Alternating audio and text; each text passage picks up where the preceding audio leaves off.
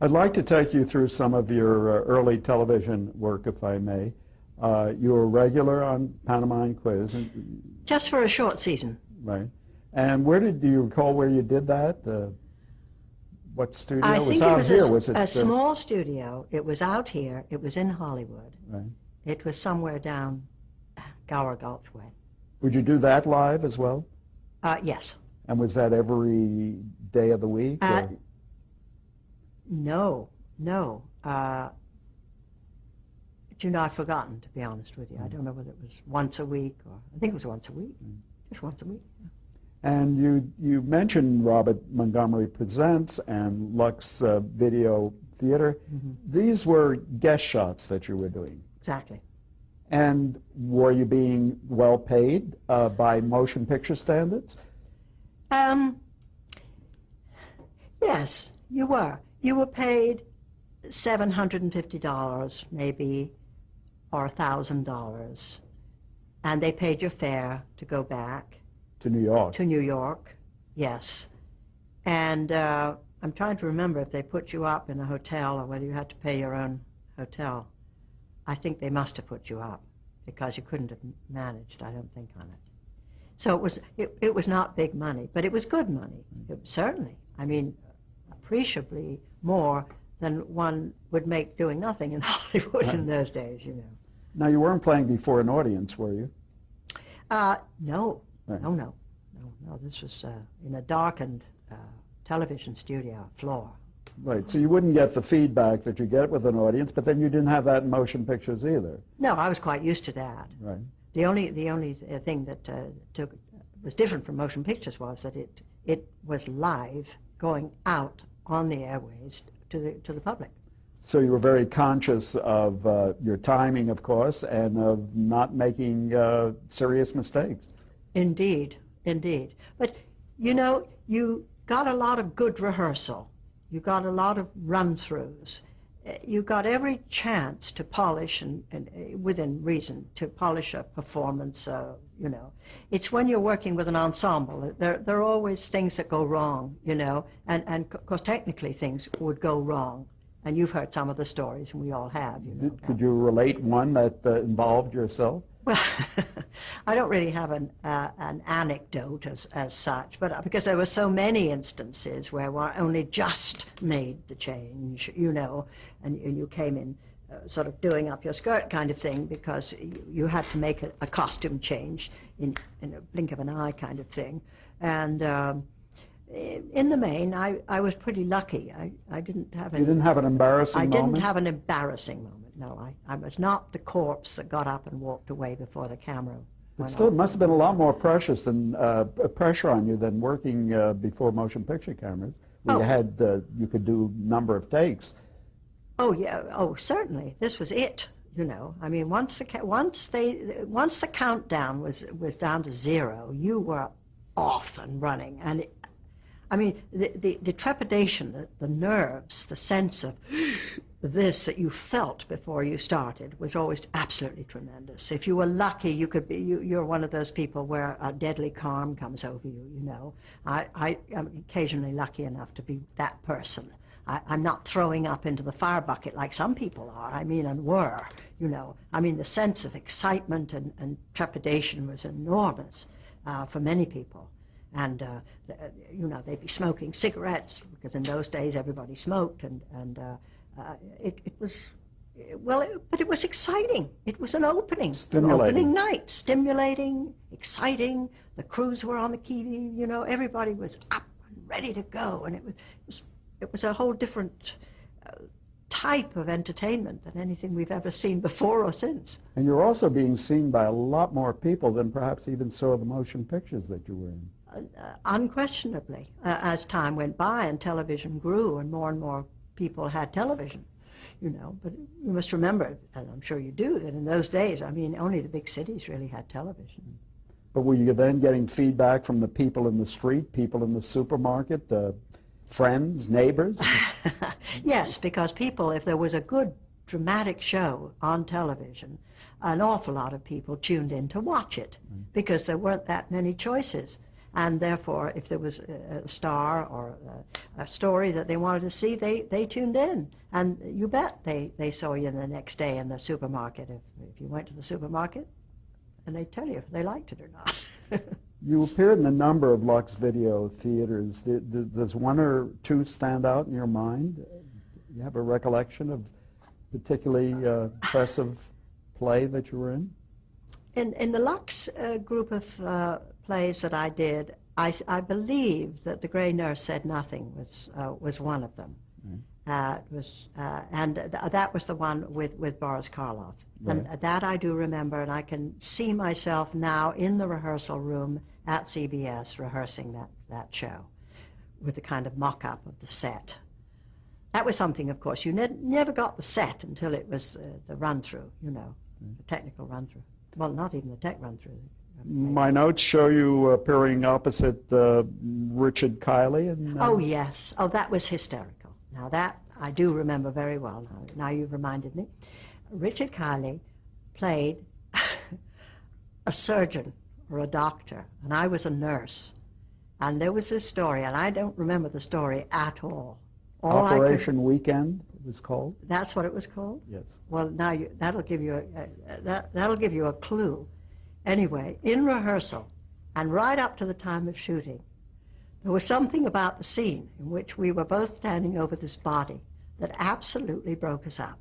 And we would go into hysterical laughter, and we laughed and laughed. We laughed for about 20 minutes until the director said, "For goodness sakes, pull yourself together. It's terribly unprofessional to do that." But I can't tell you why, but Kylie and I lost it. As they say in England, we corpsed. And I think we were looking at a corpse, actually, and that was part of the problem. And the dialogue and the fact that this corpse was lying there just absolutely finished us. So I do remember that, but we did not laugh when it came time to do the actual show. You were professional. Yeah, we were very professional. You appeared on an anthology series called Ford Television Theater. Do you recall that at all? The anthology series. What of dramatic anthology? Dramatic anthologies of Ford. Now I don't remember which. Did you appear in a drama with Howard Duff? Do you recall that? Yes, I did indeed. I do recall that. Yes. Ted Post was Ted Post was the director. Yes, and that was exciting to play with Howard because he was kind of a newcomer and very much the macho man in those days. Was he married to Ida Lupino at that point? Yes, he was. Mm-hmm. And you were in the Schlitz Playhouse of Stars. Do you recall working that series? Don't remember. No. Any drama that, again, sticks out in your mind as being a special occasion for you? Or? Any drama in television? Yes, I think those the one 50s. Well, for live, we're talking about live television here. I would say one of the most exciting things I did, the most dramatic things I did, was Cakes and Ale with Robert Montgomery. Right. I always felt going to New York was always more challenging and more, I don't know, it seemed to me that there's, maybe I'm wrong, but it felt as if the standards were higher in New York. Right. It was always more of a Because challenge. of the Broadway influence, perhaps? Yeah, I'm sure that's a reason. You were always playing with very good actors from Broadway. Generally. Somewhere along 1954, you were guest starred on the George Gobel show. How did that come about? Yeah. You tell me. I don't know. In those days, let me see, that was in 54. I'm trying to think what I might have done that might have given them the idea that I could do a skit with George Gobel. Because this was comedy, we should This was explain. comedy, yes. George Gobel was a funny man and a sweetheart of a guy and fun. He did have a work problem, with. though, didn't he? I never He knew had a it. drinking problem. I was not aware that he had a drinking problem at that time. It was not evident, although I know a lot of jokes later. You played his wife, did you? I think I did. So you were Alice, his famous wife? Oh, no, I don't. No? I guess that came afterwards. Yes. He'd always talk about his wife, Alice. Well, maybe I was Alice. I don't remember the skit, you see. but you were not necessarily experienced in doing comedy. Well, wait a minute. Have you got your show of shows in there? Because I did that, you No, know. I don't have a Mel show. Brooks and Sid Caesar and Imogen Coca. And so I did a lot of comedy, actually. You haven't got that in there. Well, I did. So I think that... You played in some of those skits? yeah, absolutely. Yeah. Don't ask me. Max Liebman invited you to do that? Yeah, absolutely. And I went to New York and rehearsed and was in several skits with them. What was that experience like? That was heady stuff, you know. I mean, that was a real, that was a real about face for me to do that. Although, again, it appealed to my sense of the ridiculous, and I loved their humor, and they were so funny, and to be part of that crowd was incredible. You know, Howie Morris, Mel Brooks, Carl Reiner, they were all there. They were all the writers, you know. And I always remember the rehearsals and them sitting there with their sneakers and their cigarettes and their cigars and jokes, and Sid, Imogen, and all of them. They were just incredible people to be around. They were all so talented, but they were so funny and such fools, and Were they doing a lot of cut-ups off camera? Oh, always fooling around. And don't know whether you attended that evening. Did you attend the evening of Sid Caesar and the writers? Oh, it was incredible. I went to see that because it was so funny at the Academy. Yeah. I guess I saw a tape of it. Oh, we saw a tape of it on television. Was your British accent an asset, do you think? I think it was. Because How I come? didn't have a British, I had a slight British accent, but I mean, I could lose it at the drop of a hat. Oh, you certainly had it in Gaslight, didn't you? Oh, sure. But that just came with the territory. Came with the territory. But I had to lose it very fast, because you have to realize I went immediately into the Harvey Girls, and I suddenly was a Western dance hall queen, so I couldn't have a British accent. So I lost it fast. And that was one of the reasons, I think. I was very fortunate that I was able to lose it, because it enabled me to play an incredible mass of parts, which I couldn't have done had I been sealed into the British mode, you know. Somewhere along this time in your personal life, you both became an American citizen, I think. Mm-hmm. And you also had a 1951 child. and 52. 52? Mm-hmm. Peter in 52, and I was in 51. You felt a strong allegiance to this country? Or? Very much so. Very much so, yeah. Oh, yeah. This is where our future lay. This is where we wanted to bring our kids up. This is where our family would be established. And thank goodness we did. Again, in the early 50s, you had your first child? 1952, my son Anthony was born. I had a stepson, David, but he came to stay with us in 1953. Mm-hmm. And my daughter, Deirdre, was born in 53. Having children, did that cause some interruption in your career? Well, when I was carrying Deirdre, I was making a movie. I remember I had a lot of tulle sort of wrapped around my stomach to hide the fact that I was pregnant, but indeed I worked right up to the last, a movie called Mutiny. So you were continuing with your movie career as you progressed in television? I had to, after all. You had to keep busy. Peter was a young agent. He wasn't making a lot of money, and we had a young family to support. Do you recall appearing in General Electric Theater where Ronald Reagan was the host? Do you have any recollection of that? Was I with him? The Crime of Daphne Rutledge? Yes, I remember that title. And that the series was hosted by Ronald Yeah, Reagan. but I never saw him. You I did wasn't not aware. interact with him. No.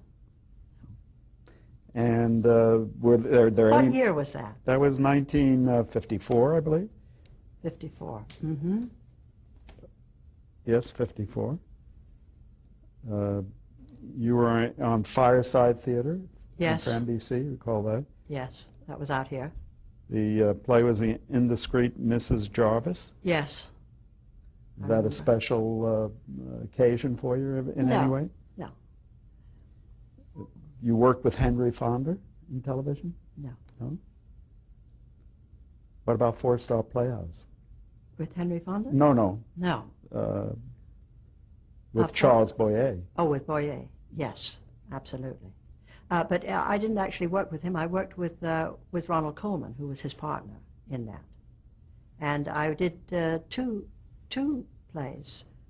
One was called Madeira, Madeira, and one was called The String of Beads with Ronald Coleman. Guy de Maupassant? Guy de Maupassant, yeah. That's right. We did several of the stories, and one was Madeira, Madeira, one was String of Beads. What about a series called Stage 7, a dramatic anthology? You have any recollection? I don't have any recollection. Rheingold Theater? No. No. Matinee theater, remember that? Yes, with, help me out, it's a name suddenly. Don't ask me who it was with. I just remember the name Matinee Theater. Which was done on the West Coast. Yes. And it was a half hour every... Fireside, a matinee, showcase theater, they were all West Coast. Yes. And they were, must have been later in the 1950s. The mid-1950s. Yes. Now, these were a source of wonderful employment for actors, you see, and they certainly helped me through a very lean period. I really did very little except television in the 1950s. The last movie, I made a few what we used to call supermarket movies, you know, one with Raymond Burr called Please Murder Me. And we did it in a supermarket in Yucca Street and Franklin there. And another one called Key Man. But my main income came from television. So if it hadn't been for television, I don't think I could have hung in until 1957, which is when I went to Broadway. Tell me about that, going to Broadway. How did that come about? Well, it came about through a friend of mine who was a director on Broadway called Peter Glenville, the British director. Yes. He had directed a production of Hotel Paradiso, a French farce by the French dramatist Henri Feydeau, and it had been produced in London with Sir Alec Guinness, and it was going to be done in New York with Bert Lahr playing that same role. And Peter felt that it was time, and he was a personal friend of ours, that Angie went and tried her wings on Broadway and showed us whether or not she had it. So he asked me to come and audition for him in New York, which I did. I was doing a television show, luckily, which paid my fare there. So during the time I was in the city, I went and read for him from the play. And he thought about it, and he gave me the part. So in that year, 57, I went to Broadway and opened my first Broadway play, which was Hotel Paradiso. Was that the realization of a dream? It certainly was. I really felt, I didn't feel as if I'd arrived until I went to Broadway. And I didn't have any sense that I had been judged or critiqued. I hadn't been critiqued by the critics, Brooks Atkinson, all of these wonderful fellows who I'd been reading in the Times and so on. Walter Kerr. Walter Kerr, exactly. And they were kind of, Bosley Crowther. They were kind enough. They gave me a wonderul send-off, and they gave me not huge reviews, but they were very encouraging reviews. So I felt I might have a future as an actress in the theater. Even though that play was not successful. Right. It ran for 6 months. You know, it was a funny joke. What were you asked to do in that play? Well, I played his wife, Bert Lahr's wife. Yes, but I was being unfaithful to him. You know, it's a flea in your ear kind of thing, right. And the whole thing was like noises off. We were rushing in and out of doors, and hats falling off, and women being discovered in rooms with men, and you know, illicit love affairs. We know all about that. And Bert Lahr was a lesson in comedy, as far as I was concerned. Timing, so many facets of comedy I learned, I think, through watching this man. More a clown than a... Very much a clown. Yeah. But how to manage and control an audience, I learned from him. How to manage and control, how to wait for a laugh, how to milk a laugh, how to go for a laugh. I mean, all of these things are part and parcel of the technique of humorous acting and comedy. Did you personally get decent notices? Yes, I did. I did indeed, and yeah, very nice. You know, okay, now it was a But- good send-off. But you were still continuing with your television career and your motion picture career. Yes, I came back to Los Angeles because my family were here, of course. I brought the children with me. They came when I went to do the play. They came and lived with me, and poor Peter had to go it alone out here. But finally we came back after 6 months. It wasn't that long. And I don't think I made a movie between 57 and 1960 when I went back to New You York. did The Long the next Hot time. Summer with Paul Newman. Well, there you go. You see, I did do. You recall that? Yes. I did do The Long Hot Summer And with Orson Welles. yes, of course, and Joanne Wood did. And then but you also, on television, did you make appearance on the Playhouse 90 series?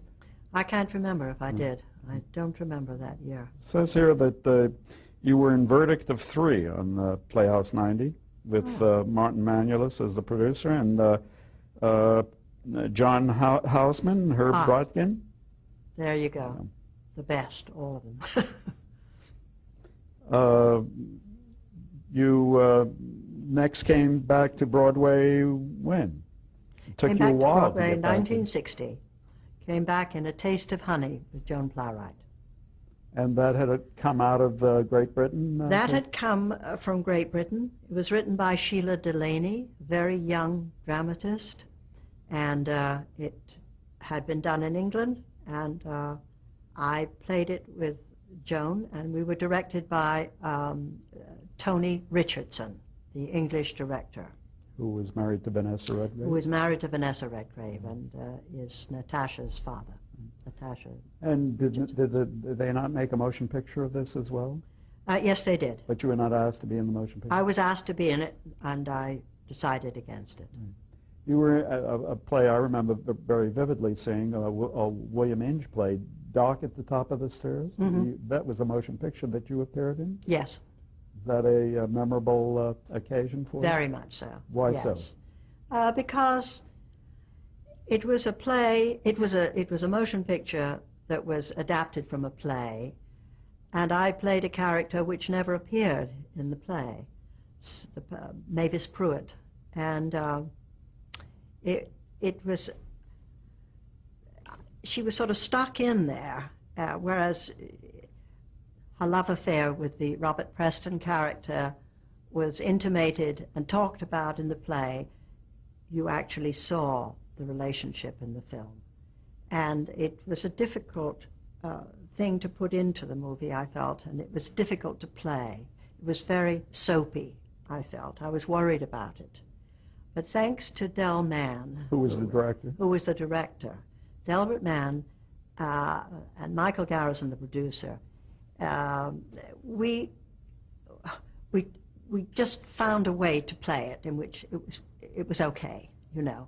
And actually it turned out to be one of the nicest things I'd done in many years on film in the movies. So it was a very good break for me to do that part.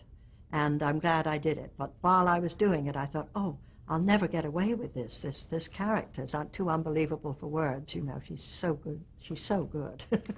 You work with a lot of... Working with Dorothy, I've forgotten her name now. Dorothy McGuire. Dorothy McGuire, yes. You've worked with a lot of talented And Shirley Knight. Yes. You've worked with a lot of talented directors. Where does Delbert Mann fit into this group of people that you've worked with? Well, I did several movies with him. Right. I did Dear Heart with him, with Geraldine Page, and also I did Budwing, Mr. Budwing. I did 3 movies with him, and every time we had a wonderful experience. We just hit it off, and it worked like gangbusters. You know, that happens sometimes with directors. You also worked with Elvis Presley Yeah, in Blue Hawaii Blue Hawaii, yes. in 1960. Yes, directed by the director Norman Torog. What sort of an experience was that? Well, it was delightful. I'd never known anything like it. Off we went to Kauai, you know, and we were out in the South Sea Islands, and not South Sea Islands, in the Hawaiian Islands, Yeah. and on an incredible location. And I was playing this ditzy mother, you know, and I wasn't very much older than Elvis. So I had a great time. What was your impression of Elvis? I loved him. I thought he was a very courtly young Southern gentleman. He was sweet. He'd just come out of the army. Yeah. He wasn't tainted in any way by the later things that. Did you appreciate his talent? Oh yes. You saw that this was a talent? Yeah, I wasn't a tremendous fan of his, but I wasn't. But I could certainly appreciate. He was hot stuff. In 1962, you were in a fine motion picture called All Fall Down, and that was directed by John Frankenheimer. Right, and produced by John Houseman. Okay. Yeah. And introduced a young actress named Eva Marie Saint. Yes, okay. Yes. Lovely actress, darling. Did your experience with Frankenheimer at that time lead you to The Manchurian Candidate? It did, eventually, and it was Well, interesting. very close to that time. Yes. In fact, on the last day when we were looping some of the audio for All Fall Down, John came into the place where we were working and slammed his book down on the table and said, "There's your next movie." I said, "What is that?" And he said, "It's called The Manchurian Candidate by Richard Condon. Read it." I took it home and I read it. I And called you him were up and I said, stunned. "Wow." Yes. Yes. Okay. So that was my next movie.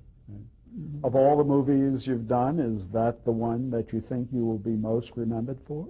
I think it is, yes. I think that and The Picture of Dorian Gray and Gaslight. Did you have any idea that when you're doing The Manchurian Candidate, that was going to have the impact that it's had, the longevity that it's had? We certainly didn't envision the longevity, no. We felt, because of the extraordinariness of the subject matter and the way in which the plot was devised, it was so extraordinary that it was either going to sink or swim, and it swam, and it's still swimming, and thank God, it's a wonderful movie to be in, to be associated with, and to be remembered for. And you know what? It holds up very well. Yeah, everybody seems to feel that. Yeah. You worked with Frank Sinatra in that movie? No, not really. You see, we never had a scene together. The only place we bumped into each other was in the cloakroom where I'm putting on my coat and leaving the hearing. John Frankenheimer is another director that you had a certain rapport with? Yes, very much so. Very talented man, is he? Extraordinarily so, I'd say. What do you think he brings to a production? He brings a kind of tough, wonderfully intelligent, enthusiastic energy to everything John does that he believes in. He expects the best from everybody, and he goes for that. He goes for the jugular, as you know. He loves the drama and intensity of movies when they present themselves, or let us say when those qualities are inherent in them. He just loves it. He just goes for it. And it's exciting to work with him because he asks and expects the best from you and everybody, and won't settle for anything less. And I must ask you to pause, if I may.